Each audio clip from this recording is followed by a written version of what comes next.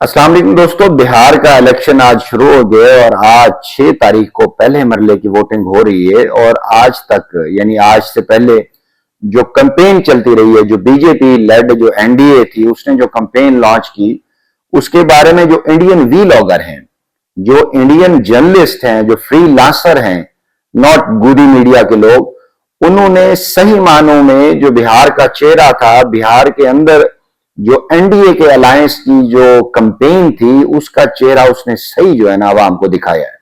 अगर मैं आपसे कहूं कि जिस तरह उन वीलॉगर ने जिस अंदाज में उन्होंने बताया कि मोदी को बिहार के जो अवाम हैं, इनका वोट चाहिए, सिर्फ और सिर्फ इनका वोट चाहिए और इनका वजूद उसको चाहिए सूरत और अहमदाबाद की फैक्ट्रियों में, जो अडानी की वहां पे फैक्ट्रीज हैं, उनमें उनको काम करते हुए नजर आना चाहिए।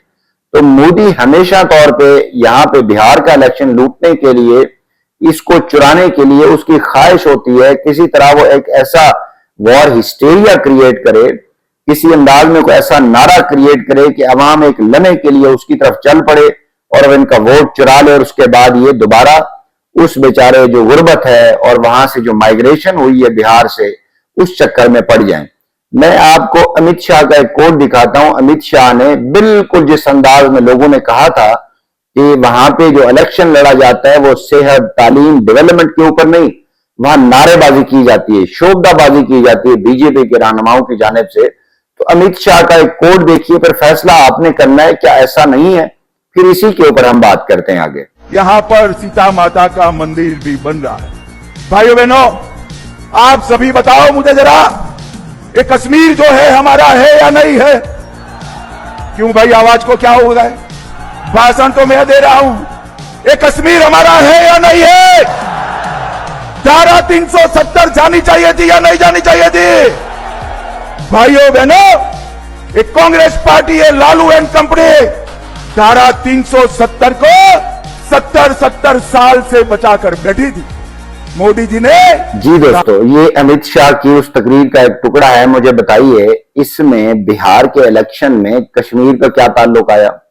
वो कश्मीर की उनको बात कर रहे हैं, वो कुछ और पूछ रहे हैं, उनकी डिमांड कुछ और है, उनके पास जॉब्स नहीं है, उनकी एम्प्लॉयबिलिटी नहीं हो रही, उनके लिए एजुकेशन नहीं हो रही, हेल्थ का सिस्टम नहीं है, रोड इंफ्रास्ट्रक्चर नहीं है, उनकी जमीनें ये अडानी को दे रहा है 1 रुपया, 1 रुपए की बदले में उसने 99 ईयर की लीज की है, और दूसरी जमीन 70 साल की लीज की है उसने, 1 रुपया 1000 एकड़ जमीन, कि यहां पे वो अपनी पावर कंपनी बनाएगा। Can you imagine this?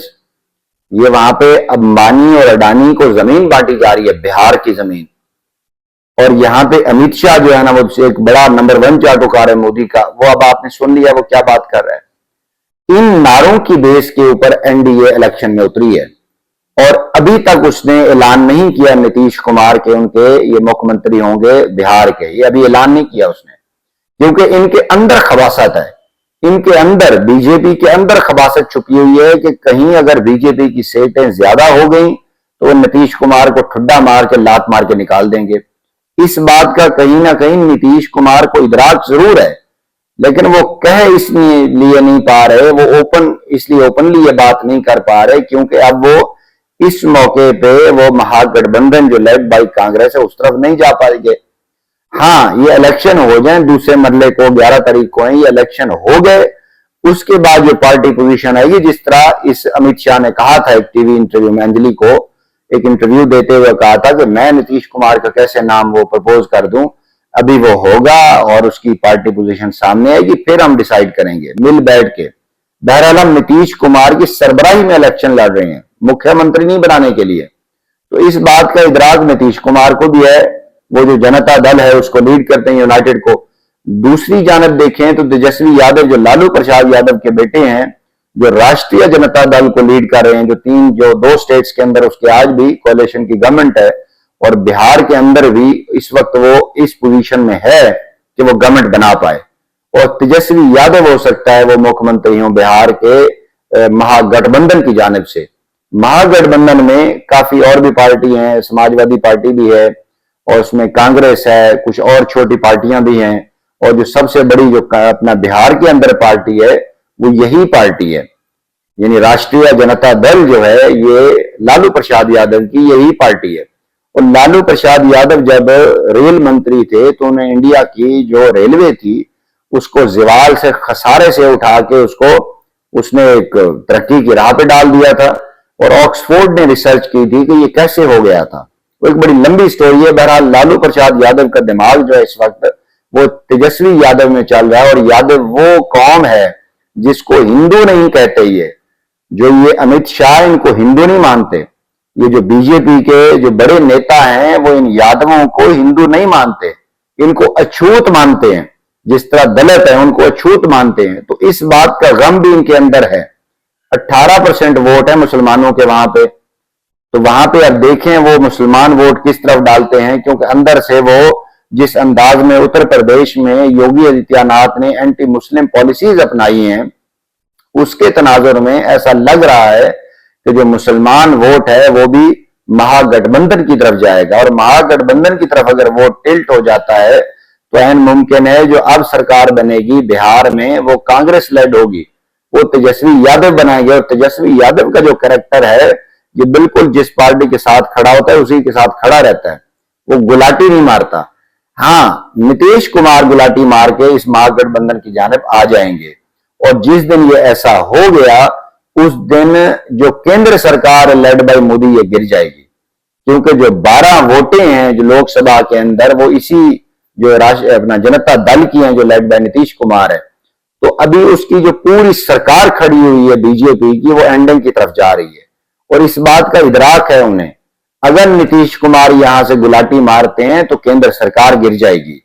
और इस वक्त उस कांग्रेस का जो एक वहां पे रोल है उसने जिस अंदाज में कैंपेन किया, आज तो वोट हो रहे हैं, आज वोट होंगे सारा दिन। कांग्रेस ने जिस मुद्दों के ऊपर बात की उसने कहा ये जो एक मैसिव माइग्रेशन हुई है हम इनको वापस लाएंगे। हम एजुकेशन जो है वो एक नेक्स्ट लेवल की जो फर्स्ट ग्रेड की एजुकेशन है जो न्यू दिल्ली के अंदर है, जो यूनिवर्सिटीज हैं, जो मेडिकल कॉलेजेस हैं वो हम जाल बिछाएंगे यहाँ पे। उन्होंने कहा जो रोड इंफ्रास्ट्रक्चर है वो हम यहाँ पे लाएंगे। तो कांग्रेस ने और कानून की बात की है, आइन की बात की है, बालादस्ती की। तो कांग्रेस सही मानों में देखें तो वो सही उसने सही एक उसके ऊपर जो है ना चोट लगाई है। और तेजस्वी यादव ने वहां पे कहा है कि अगर मैं ये इलेक्शन जीत गया तो बिहार के हर घर के अंदर एक सरकारी नौकरी दूंगा। इसका भी मजाक उड़ाया, यानी इस अमित शाह ने बीजेपी ने मजाक उड़ाया उसका।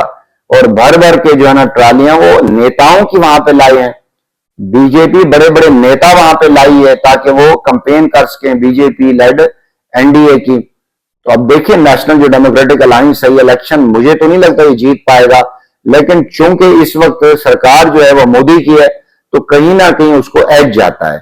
बहरहाल जो मुसलमान एंटी मुस्लिम पॉलिसीज हैं वो बीजेपी सरकार की, वो इलाहाबाद में हो, वो बंबई में हो या दूसरे एरियाज में हो, तो वो यहाँ पे कलीदी रोल प्ले कर सकती हैं। और ऐन मुमकिन है ये अमित शाह का जो एक गुबार है, बीजेपी का जो गुब्बारा है शोहरत का, वो तो चूंकि पाकिस्तान ने जिस अंदाज में इंडिया का फेंटा लगाया तो ऐसा लग रहा है कि वो गुस्सा बिहारी अब इसी बीजेपी के ऊपर निकालेंगे और इसको बताएंगे कि तुम हमसे झूठ बोलते रहे हो।